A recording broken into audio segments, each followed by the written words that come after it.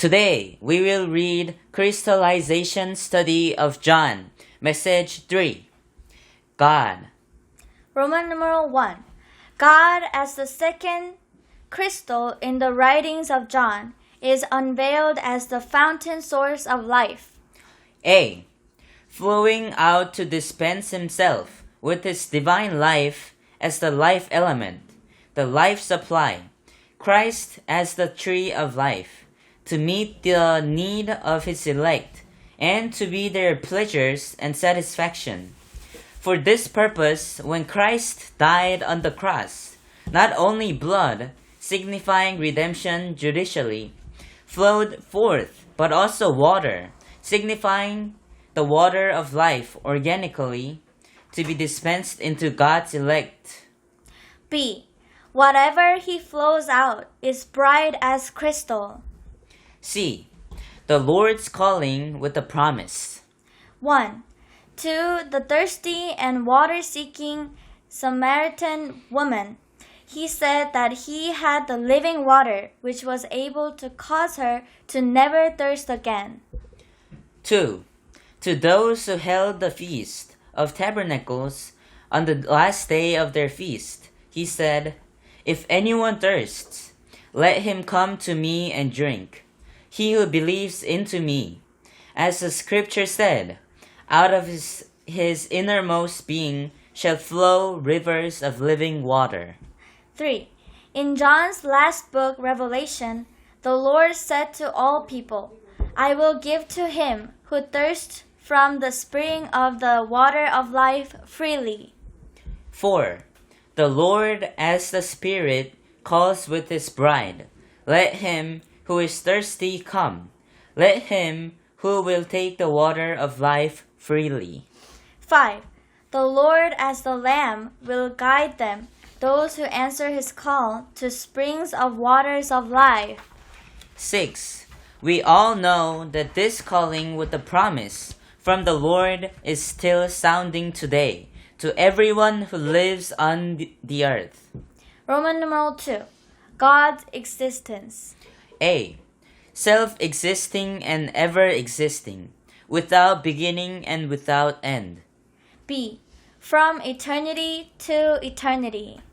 Roman numeral 3. God's person. A. God is triune, 3-1. The Father, the Son, and the Spirit. 1. The three cohere. 2. The three are equal. 3. According to their essence, the three are one. Thus, there is the aspect of the essential Trinity. The Son is the embodiment of the Father, and the Spirit is the reality of the Son.